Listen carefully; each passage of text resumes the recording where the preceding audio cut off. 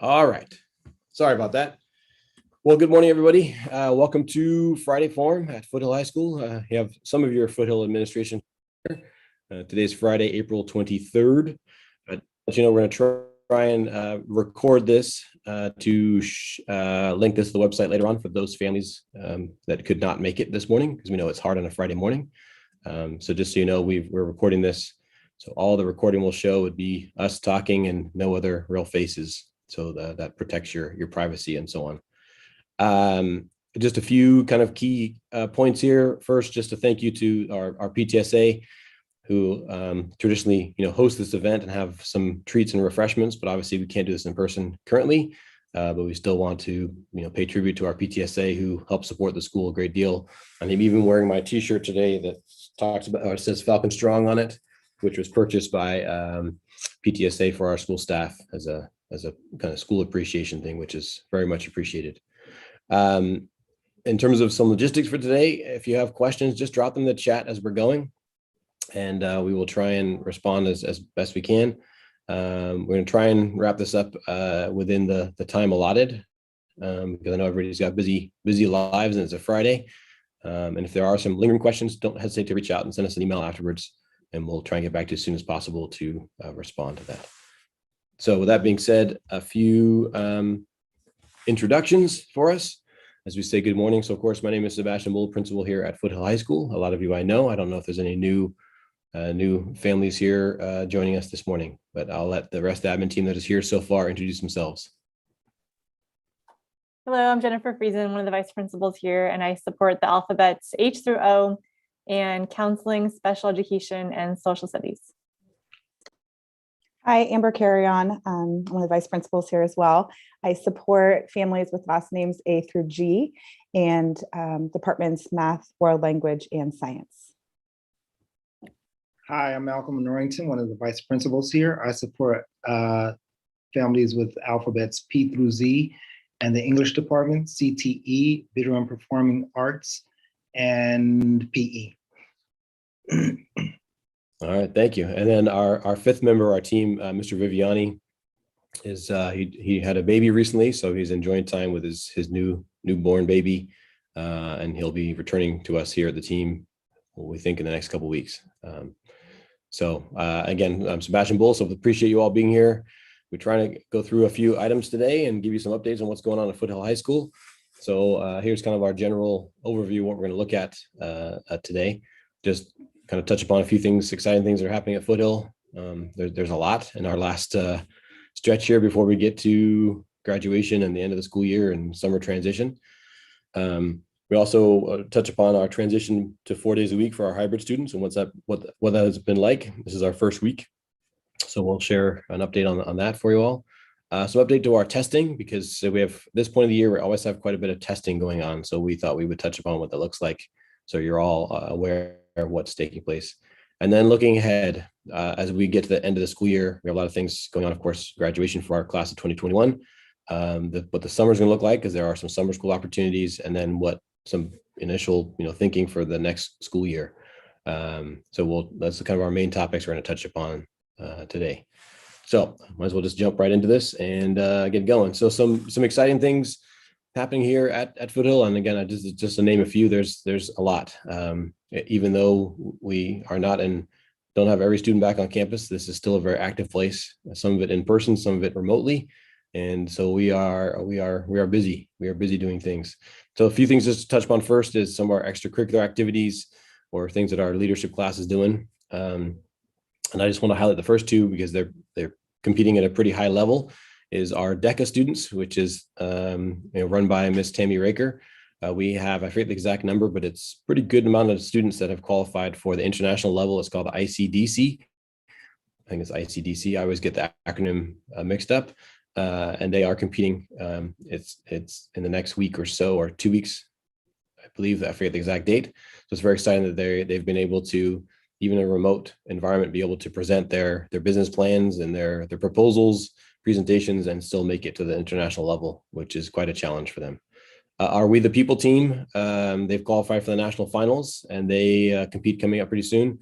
They were the wild card for California. Irvington won the state competition and Foothill was second, so they did not qualify for the national finals. Of course, they're not traveling to Washington, D.C. this year. It's a virtual competition again, like it has been for the last year, but very excited for them to have that opportunity, and they've worked extremely hard to get to that point.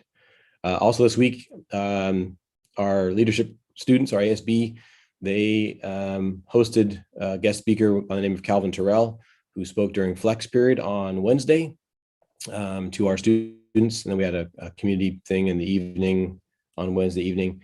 And his premise was talking about kindness and respect for each other. He talked a lot about the definition of respect, and this was facilitated by our student body because they really wanted to push. They have one of their goals is to look at how to be more inclusive and supportive of each other on this campus, whether remote or in person. And it's been one of their goals for the last couple of years. And this was a good way of bringing the students together to have some conversations and listen to some of these ideas. It was pretty powerful. Some really good discussions.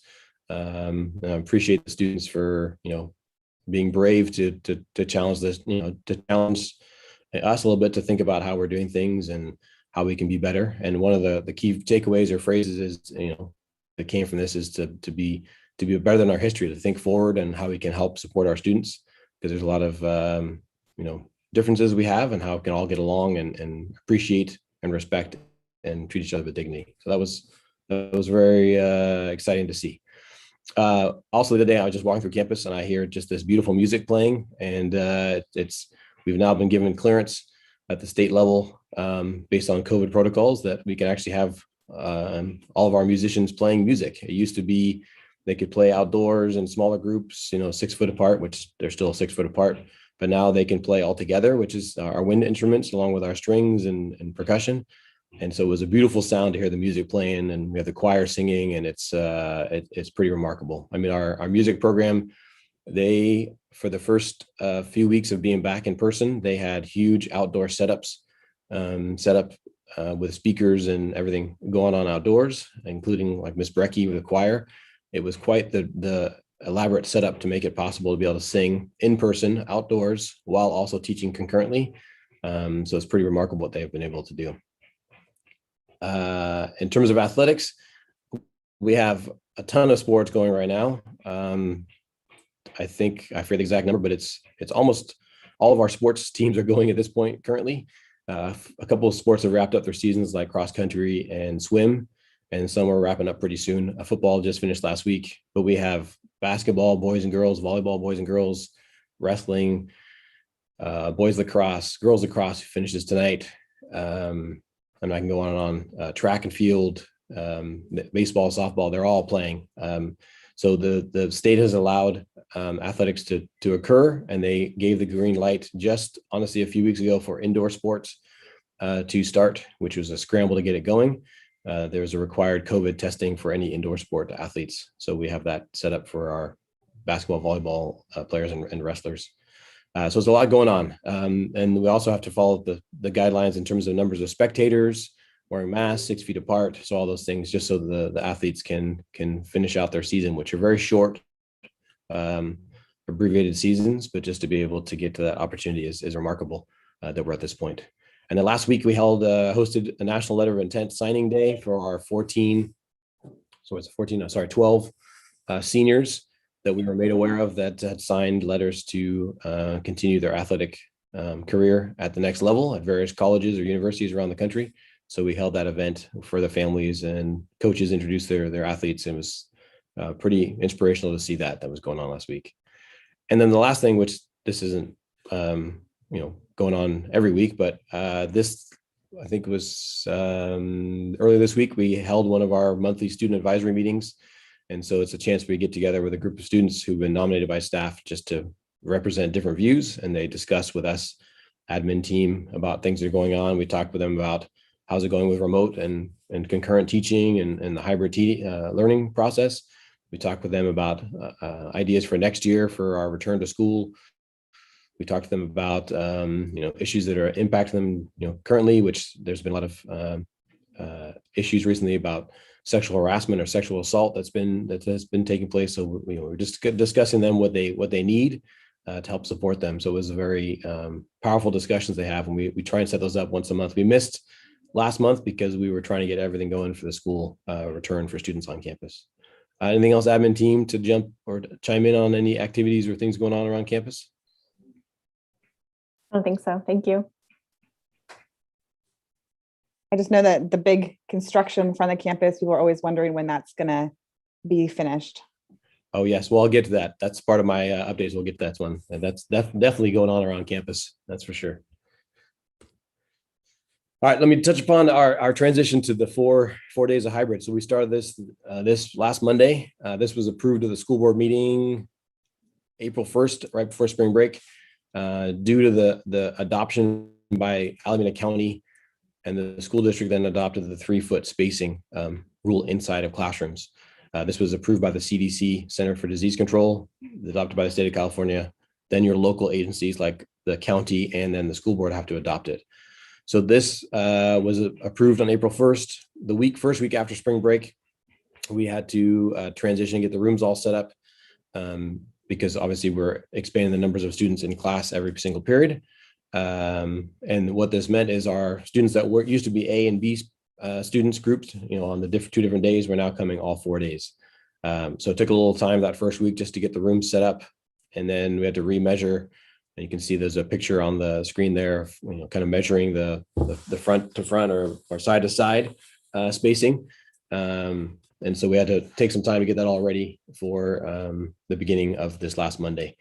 And I will say, obviously there's been increased traffic, which I know for some of you that are picking up the lots, it takes a little bit of time, but we're kind of working through some of our kinks. I think yesterday we were able to get everybody out of the parking lot within 20 minutes, which I think is pretty remarkable for construction impacts and so on. So that was pretty impressive. But the energy on campus, you have a lot more students around in passing periods, classrooms.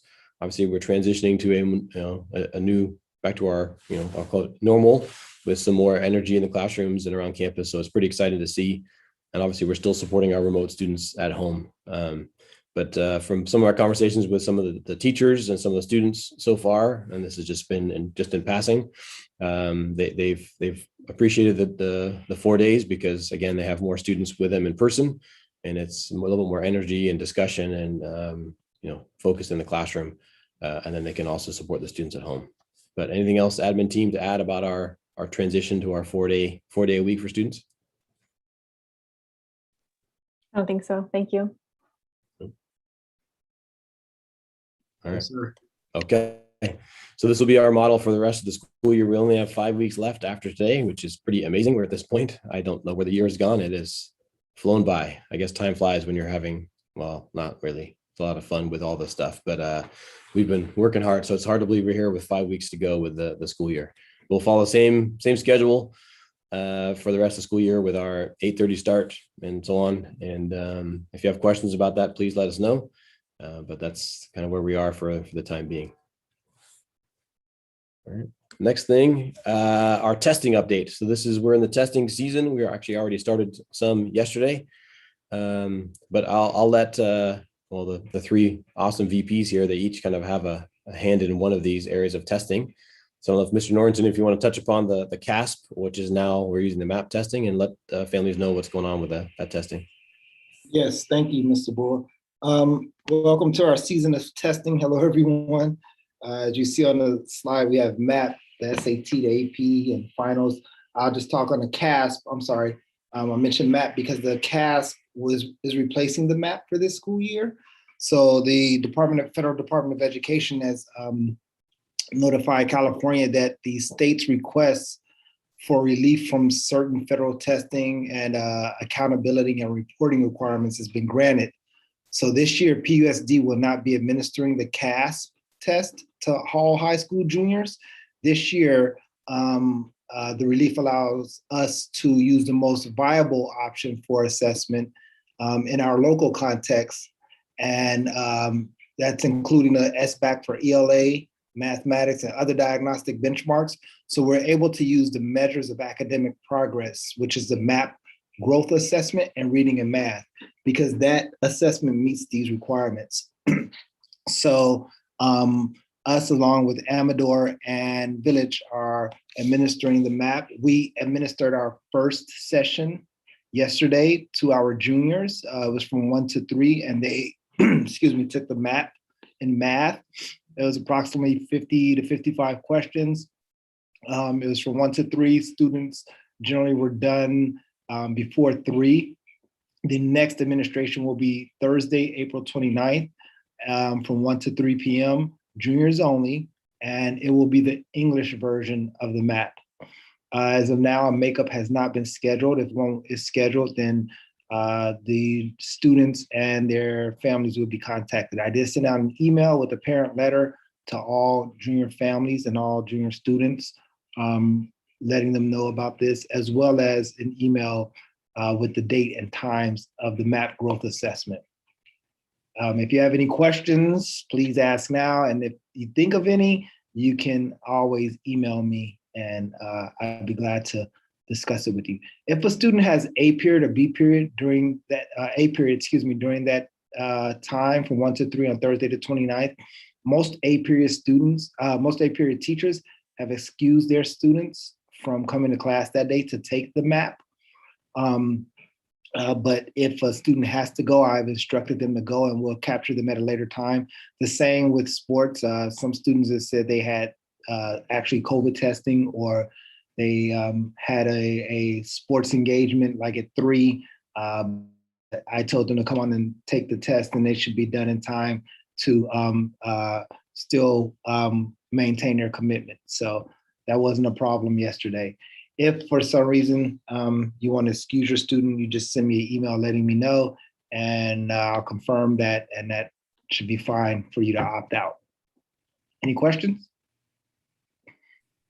One thing, Mr. Norrington, I know, just to let people know that the testing is always a challenge, and Mr.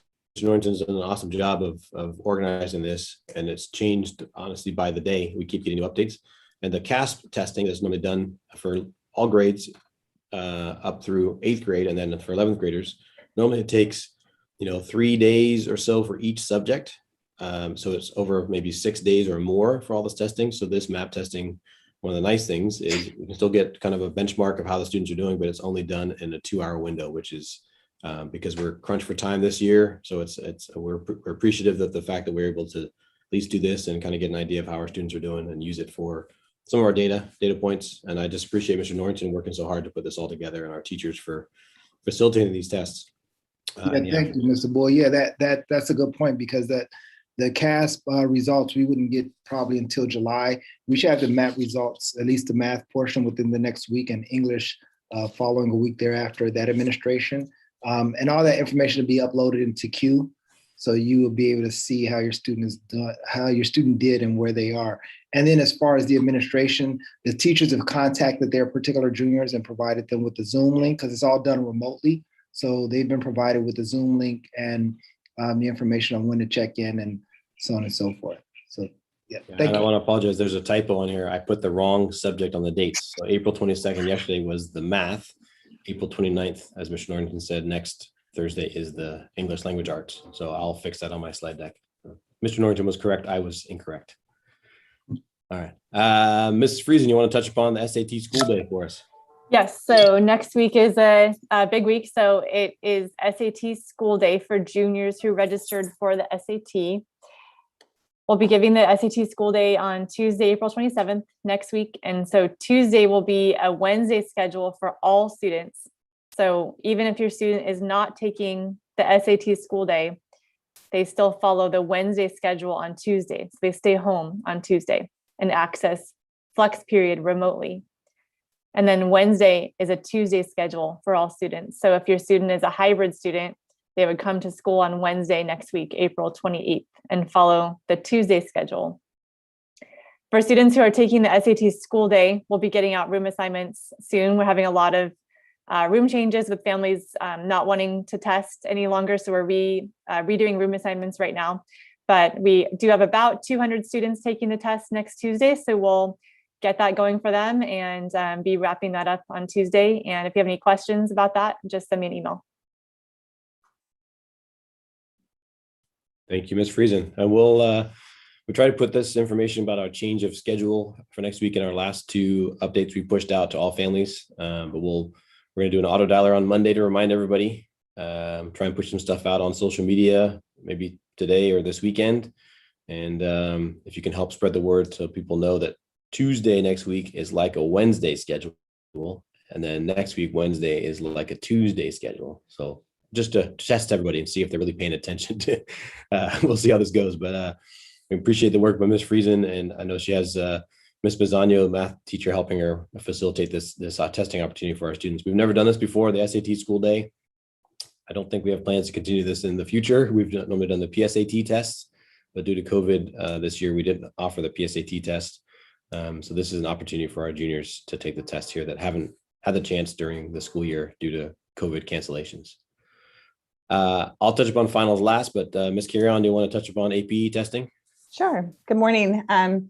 So AP testing is a different beast this year. In the past, it's been a 2-week window to complete the AP tests, where students would go back-to-back days and even back-to-back tests.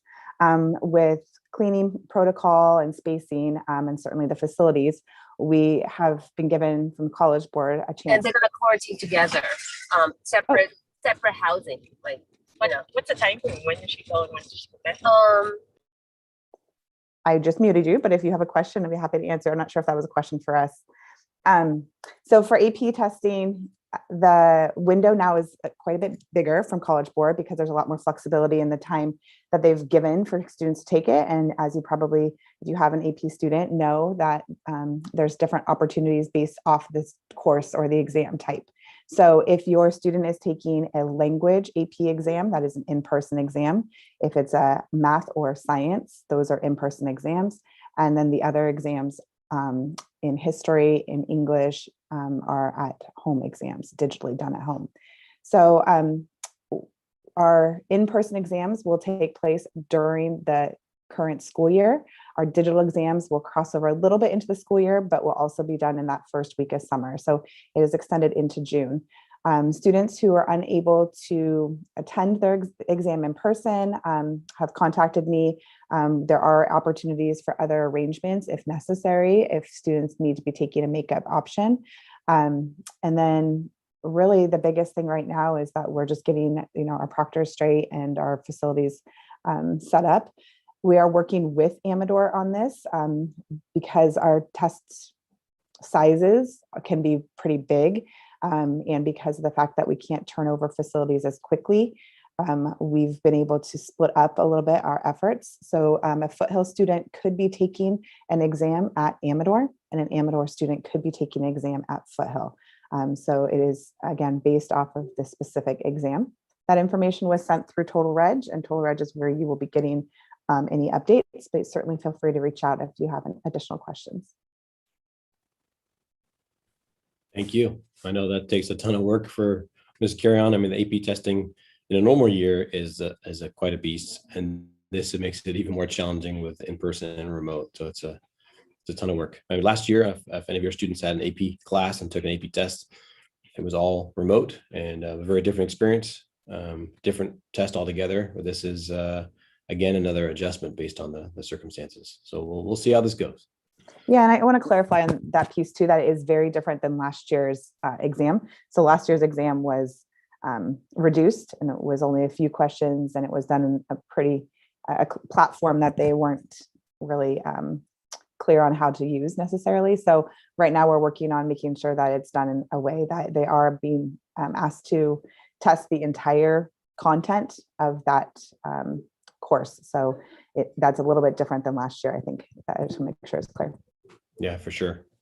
I know the AP students and the AP teachers work so hard all year to cover all the content because the College Board that puts us out, they haven't adjusted the length of the test is still the same test. So it's just gonna be a different format this year. So thank you for all that work, Mrs. Carrion. The last thing for our testing, at the culminating for each semester, we always have our final schedule. We have those scheduled for the last 3 days of school, May 26th, 27th, and 28th. We haven't finalized the exact schedule. We'll get that out probably next week, but it's over those 3 days. Most likely it'll be a standard format with, periods 1 and 2 on the first day, periods 3 and 4 on the second day, and so on. But we have to work out some of the details because obviously now we have students in person and students at home, the remote and hybrid students, and we just have to make sure we're all ready, all on the same page for that. So we'll get an update out next week, so everybody's aware of those days, just to give you a heads up on that process. But there's a lot of testing going on. It's this time of year, so we appreciate everybody's patience and as we kind of work through this, and obviously schedule changes because of SAT school day next week, and then AP will have impacts on classrooms because different spaces on campus will be used, like the large gym or different classrooms. So there's a lot of moving parts that take place. So as we work through all the logistics of this testing season. Anything else to add? Anybody from the team? We've got it all covered. All right. Our last kind of updates, and these are some big ones here. And I kind of divide this up into three things like I've referenced before. So the first one is kind of the end of the year, our in the summer school, kind of wrapping up the year and then looking ahead to next year. So I figured on the far left side, you'll see the graduation in summer school 21. I don't know if Ms. Friesen, do you want to touch upon graduation or you want me to kind of give a quick brief update on where we are? Yeah, so we're planning on, we're very happy to say that we're planning on an in-person graduation ceremony for our seniors. And we've sent out some preliminary information that each senior will be able to bring one household pod of 4 people. So county guidelines require everyone sitting together to be from the same household from California. We are working through some other ideas for families that have split households. So just be patient with us. We'll send some more information about that soon. But we really wanted to just let you know the date. The time is 5:30 p.m. We've already sent that out as well. Just so you can preliminarily start planning and thinking who you might want to bring to the ceremony. If you have family members that might be in need of watching from home for whatever reason, we will be live streaming the ceremony as well. So that'll be free for anyone who wants to watch from home for the graduation ceremony. We won't be having a graduation practice this year, but we will be sending out for all graduates and their families a seating chart. So all students will know exactly where to go sit. All families will be assigned seating per the county guidelines. And if you have any questions about graduation, just let me know. But we're really in the beginning stages of, I guess, finalizing everything, I would say. So date and time, May 28th, 5:30 at the stadium. And we'll be having more communications every week about the check-in process, the seating process, and all of that. So any questions about graduation before I move on to summer school? I know it's a huge undertaking, the graduation, and this is new for us to try and do it in this format. So I appreciate all the work that Ms. Friesen's doing to kind of get this going. We're excited. Obviously, it's gonna be a little different than a typical graduation, but it's better than an all-at-home virtual graduation. So I'll take this to have our students in person to celebrate together. So let's see. Yeah, we'll make it as close as we can to a normal graduation. It's getting more normal, more and more normal. Yeah. I do want to touch upon summer school. Yeah, summer school. So counselors are going through transcripts right now and sending out summer school recommendations. So all students who have received or are currently receiving a D and F, a CR, or an NC on their transcript will be getting a summer school recommendation, and it will come from a summer school address. So it's going to come from like an automated address. So just make sure to watch your emails, your students' emails for the summer school recommendation. It'll be an online form that you'll fill out and say, yes, I agree with the counselor recommendation. Please sign my student up for summer school. This year, due to the rise in Ds and Fs, we know we need to help students make up classes more than ever. So students will be able to take up to 4 classes in summer school. And those are classes that the student has received, like I said, a D and F, a CR, or an NC in. So we don't have summer school for advancement in our district, but it is to make up Ds, Fs, credit or no credit. If your student earned credit in a class, that's a big question. Do I really need to make it up? And the answer is it depends on the college. So if you want to be safe and you have no idea where your student's applying, making up a grade of CR or credit could be beneficial. But if you know where your student's planning to apply and you check with them and they are all fine with a CR grade during the pandemic, then there's no need for summer school in that case. Summer school will be in person, so your student would need to be ready to attend in person at Amador Valley High School this summer. And the dates are listed on this presentation, and there's a link to the summer programs office as well. Yeah, so we'll push this out after along with the recording, but it takes you to the PUSD website, and I'll see if I'll do it without messing anything up here. But it will take you to the PUSD website, and it has some information on there. And there'll be more information coming, as Ms. Friesen said, from the counselors and so on. But it has the contact information here, the email if you need to contact if you have any questions about it. I think this summer, just so you know what to watch for, I think the summer school recommendations officially come from Heather Pereira. So it's from our counselor, but it looks like it's coming from her email address. So just watch that. Yeah, and it has on here the times as well. It's a 2-hour block of time for the classes and so on. So hopefully that helps in terms of if any of you have questions about the summer programs available. And there may be some additions or changes to it, which I'll touch upon in the last kind of planning for next year when we get to that part of it. We want to give you an update. It was that question came earlier about the facilities projects on campus. So there's a lot. I think 2 meetings ago, 2 Friday forums ago, we talked about some things going on. And this summer is going to be crazy on this campus. We are still working through the completion of the building. This picture was taken, I think, last week one day, but now if you look at it, the whole building is all enclosed. It's boarded up the whole building. And this part of the building, which is shown here, this has been fully insulated already on the inside. So they are working very fast. They're working on the plumbing currently on the building, and electrical comes next. It's working pretty fast. But the one issue is they had a few hiccups in the beginning that has caused a delay. They're about a month behind schedule. Their initial completion date was August. I forget the exact day in August, but now it's looking like September. So I'm sure there'll be more delays. There always are with construction projects. So it's supposed to be finished in so about September. There'll be the part now is going fast. It'll start to slow down because you won't see as much going on, because once the walls are all up and it's enclosed, you won't see all the interior work they're doing, which is obviously running all the electrical, the network lines, fire sprinklers, walls, all those things that are going to take place. But again, it'll be done around September-ish. And when it's complete, then we'll do the transition to move the new classrooms in there, get all the furniture, teachers transitioning in. And we don't know a date of when we'll actually have classes in there, but I'm hoping for it to be sometime in the middle of the first semester of next year. But that's a lofty goal. We'll see what happens with everything else that's going on. But that's very exciting. And then with that, when the that part of the building is complete, they will then start the other part of the building, which you can't see in this picture that's shown there. That's another 2-story section that will complete that building. They'll be working on that at some point during the year next year, but it won't have as much impact because it'll be a smaller footprint. And they've already done a lot of the groundwork, the foundation part of it. So it's just the bringing the last parts of it. So that's a separate project, separate funding source. Will be started at some point during the school year next year. The other parts going on this summer, which is going to be crazy while this building is happening, our whole campus is going to be painted.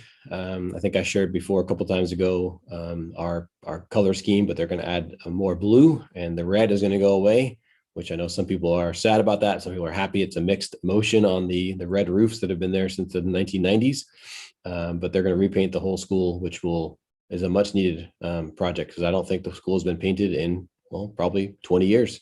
So it's going to be a huge project, but it's going to be fantastic when it's done. Also at the same time, which is tied to the new building, they're going to be working on the new kind of drop-off flow, work on Foothill Road, new traffic lights, change in the loop. Parking is going to be changed around a little bit, so that can't start until school is out. So we're working with the city of Pleasanton on that, and then the architects and the contractors. So that's going to be a pretty big set of work going on. So it's going to impact at least the senior parking lot this summer. So if any of you are coming for any activities this summer on campus, I'm sure a big chunk of the senior lot will be impacted. So we'll be using the junior parking lot or the staff parking lot for any things going on this campus this summer. Last few things that are going to be taking place this summer, the fencing, which will be done around the front part of campus, which is also part of the drop-off in the new building. that will start to go in. We're going to have, eventually we'll have fencing around the entire campus. So instead of it being open to everybody, it'll be closed and we'll have gates around. So they're going to work on the first part of it this summer, which is tied to the building, the drop off, and they'll finish the last part, which is the back part of campus at some point in the fall. We just don't know the exact timeline on that. Just last week, they approved the contract for new security cameras all over our campus. We have a current system, which has been in place for a number of years. So as part of the bond, I-1 bond measure, they're going to update the security cameras. They have just started, and their goal is to have it done actually before summer even starts, but in the beginning part of summer, they'll have that going on. And the last thing, which is going to be going on this summer, is starting in June 1st or so, they're going to start to refurbish the grass fields in the back part of campus. You may have noticed around town, they've doing some work on the middle school fields. And then this summer, they're going to start doing some work on the high school fields at Amador and at Foothill. So the fields will not be available. They're going to be fenced off between June and pretty much August as they're doing some work to reseed, fertilize, and so on, and fix some of the irrigation, which I know some of our neighbors won't like that because some of them come to play catch with their dog on the fields, but they'll be blocked off while they're doing some work on that. So a lot of stuff going on with our facilities projects this summer. This campus is going to be quite a mess. On top of some of the building projects, our office is going to be torn apart because they have to change the entrance to the office to follow state guidelines. So all of us are going to be impacted in some way, especially on this side of the office, where they're going to have to tear apart offices, put in new doors, new walls here and there. So it's going to be quite a adventurous summer as we get torn apart and then rebuilt. Hoping it's all done by August 11th, the start of school next year. Anything to add or any questions have come up from anybody? We just had a hand raised from R. I'm not sure who that is or if they had a question. You can unmute Okay. yourself, R, if you'd have a question.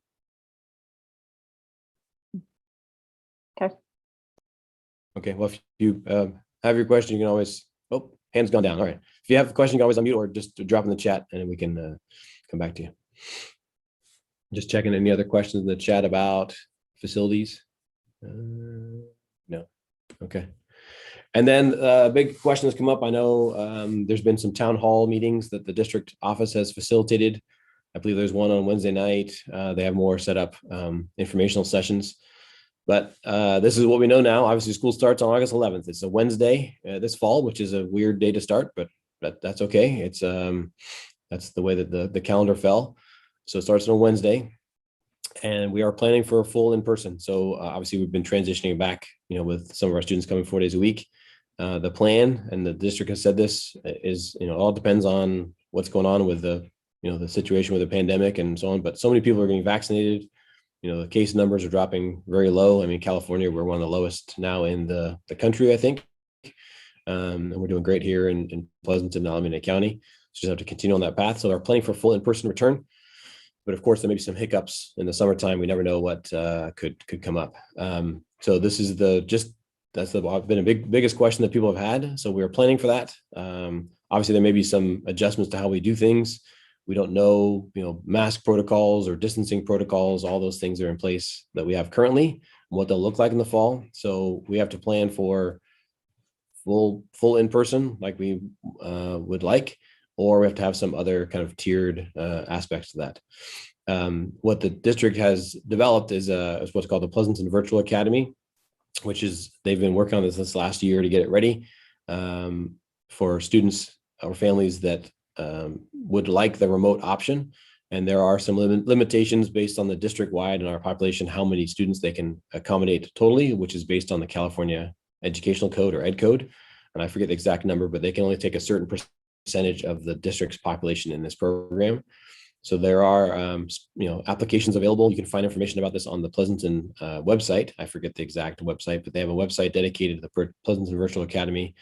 And this is all obviously in-house here in Pleasanton, which is a great option for some of our families that maybe have done some outside online remote options this past year because of the situation we're in. And they may be returning back to Pleasanton to take advantage of this.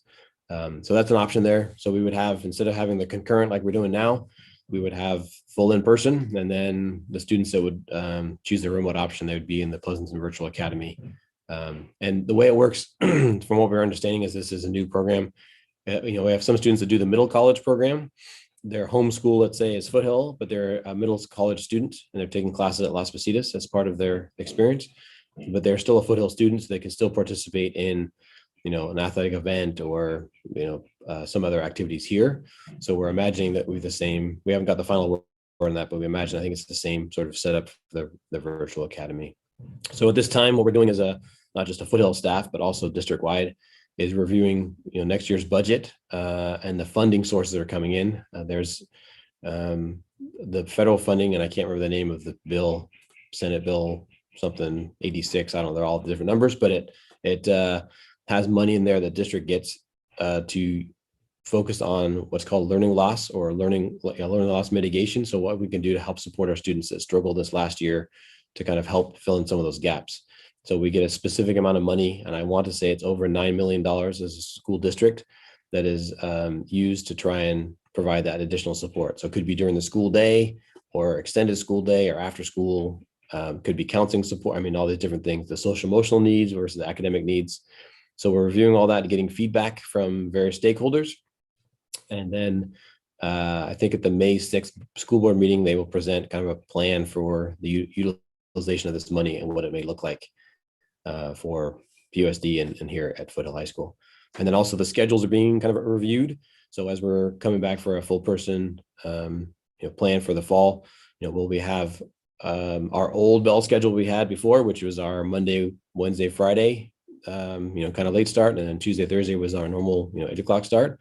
Or there's discussions about, do we shift to what is the new state law going into effect the year after, which is every high school has to start after 8:30. So there's discussions about starting that next year just as a transition year. So if we're doing that, starting school at 8:30 every day, that means we have to adjust our schedule. So there's discussions about, do we have a traditional schedule that is, every period, every day, or some kind of block schedule, different days, or, all those things are being looked at currently. Will be reviewed and discussed in the next, obviously a few weeks, because we have to have this finalized pretty soon before school gets out. So there's a lot of things going on for the fall.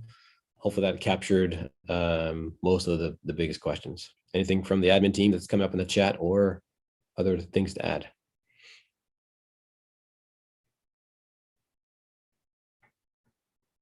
Looks like nothing. Maybe I'm just frozen. There's a chat question, but you kind of addressed it. Yeah. But it was really also asking, in addition to that, about the schedule, if we're planning on going block, or if there's any discussion about how that schedule is going to be. Oh, she says it's answered. How it's going to be addressed and going back and forth. Gotcha. Yeah. So there's there may be a block. One of the possibilities is that's being looked at as a 4-day-a-week block. So like a Monday, Tuesday, Thursday, Friday block schedule, and then Wednesday, kind of like your almost like traditional, every class meets schedule. That's one possibility. But this has to be reviewed by obviously various stakeholders, and we also have to align with the other school districts because of our regional occupation program, the Tri-Valley ROP, because we have students that travel from Foothill to other schools in the Tri-Valley, or students that travel here. So how to accommodate those schedules on a 4-day block is challenging. So there's lots of feedback input sessions that have to take place so we can finalize this. There are pros and cons to a block schedule. Obviously, it provides more of a focus time each day for those classes, and then less classes to worry about in a specific day. But it also is a longer period in terms of focus and engagement for students, and to focus that long. It's a block period class is, this year there were 70 minutes, but that was because the state law this year, due to the temporary adjustments, allowed the school minutes, instructional minutes, to be shorter. But next year it goes back to our 64,000 something plus minutes we have to have. So a normal block period would be about an hour and a half, sometimes even longer. So that's a big chunk of time for students to be in one class at a time. So we're looking at all those different options. And one of the goals is to have both high schools, Amador and Foothill, aligned with the same bell schedule, because we do have students that travel between the schools, or staff that travel between the schools as well. So that's one of the goals, is to have similar bell schedules between both comprehensive high schools here in the district. So hopefully that helps. Anything else? One last thing about next year. Next year, the plan is this fall we had the kind of the virtual or remote walkthrough registration. We're going to do the same thing this fall. That's already been decided. We'll follow the same kind of format. And we'll get information out about what that looks like. We just don't know that yet, but we'll be sharing that as soon as we have more details.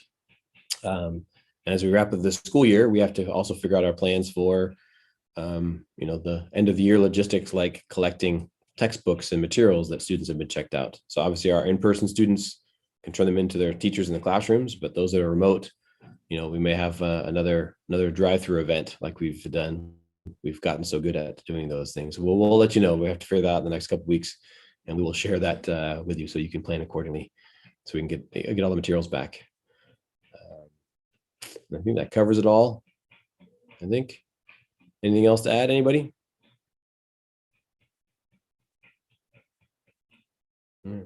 One thing I realized I neglected to say back to our athletics update from a couple slides ago is I've had this question quite a bit, is people have been asking if student athletes can do two sports or play on two teams at the same time.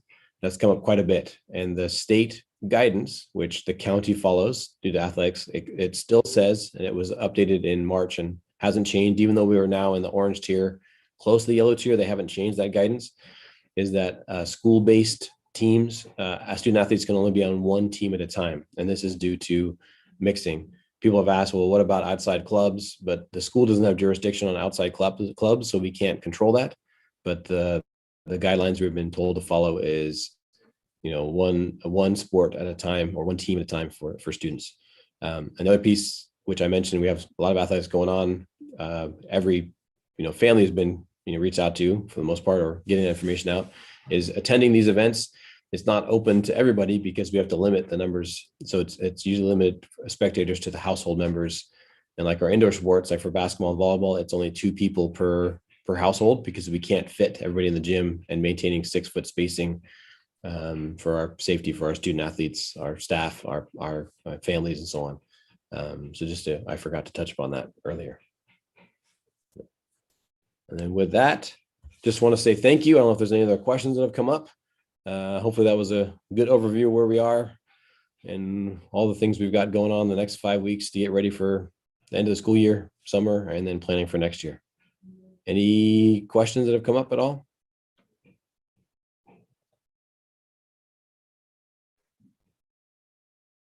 I guess not. With that being said, I just want to appreciate all of you for your patience and support this year.